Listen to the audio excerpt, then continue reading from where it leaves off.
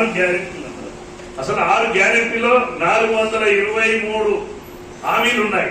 అది నిరుద్యోగులైన యువతకు నిరుద్యోగ వృత్తి కావచ్చు, మరి చదువుకున్న ఏదైతే ఆడపిల్లలకు స్కూటీ కావచ్చు, మహిళలకు 2500 కావచ్చు, 2 లక్షల రుణమాఫీ కావచ్చు, 15,000 రూపాయలు రైతు బంధు కావచ్చు, ఆర్టీసీ ఫ్రీ కావచ్చు, ఎలక్ట్రిసిటీ, అనేక హామీలు 423 హామీలు ఉన్నాయి. ఇప్పటి వరకు ఇచ్చిన హామీ ఒకే ఒక హామీ, అది ఆర్టీసీ బస్. రెండోది నిన్న సంబరాలు చేసుకుంది. ఏమని? ఏదో మేము 2 లక్షల రూపాయలు రుణమాఫీ అయిందని అంతగా ఒక విజయోత్సవ సభగా మరి జరుపుకుంటున్న యూట్యూబ్ లో కానీ పత్రికల్లో. నిజంగా కాంగ్రెస్ పార్టీకి చిత్తశుద్ధి, నిజంగా రైతుల మీద ప్రేమ ఉంటే మీరు ఈరోజు ఏదో మళ్ళీ 2 లక్షల రుణమాఫీలో అరాకొర చేసి దానికి ఆంక్షలు పెట్టి తెల్ల రేషన్ కార్డు జోడించి ఈరోజు ఇన్కమ్ ట్యాక్స్ పేరు మీద ఈరోజు నిజంగా కాంగ్రెస్ పార్టీ ఎన్నికలకు పోయినప్పుడు మీరు ఇచ్చిన 6 గ్యారెంటీల్లో 423 హామీల్లో షరతులతో కూడుకున్న హామీలు ఏమన్నా ఇచ్చినారా?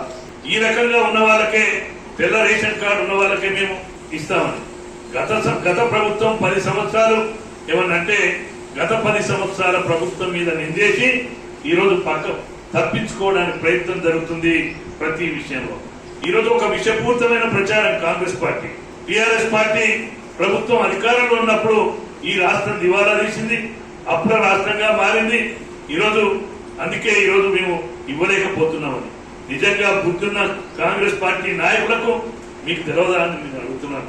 ఆ రోజు రేవంత్ రెడ్డి గారు మాట్లాడారు, ప్రతి వ్యక్తికి తెలంగాణ రాష్ట్రంలో 1,00,000 రూపాయలు రుణం ఉంది అని మాట్లాడారు.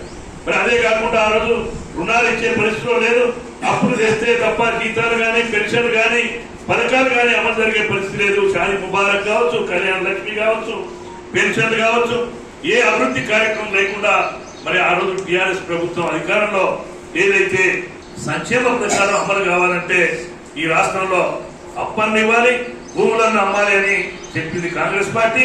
ఆ రోజు ప్రతిపక్ష పార్టీగా కూడా మనం కూడా చెప్పారు. కానీ ఈరోజు అదంతా తెలిసి కూడా ఈరోజు మళ్ళీ ఈ ప్రభుత్వం తప్పించుకోవడానికి ఇచ్చిన హామీలను పోస్ట్ పోన్ చేయడానికి ఇచ్చిన హామీలను మరి ఈరోజు తక్షణమే పరిష్కరించకుండా ఉండడానికి కేసీఆర్ ప్రభుత్వం మీద మరి ఈరోజు మాట్లాడుతున్నారు.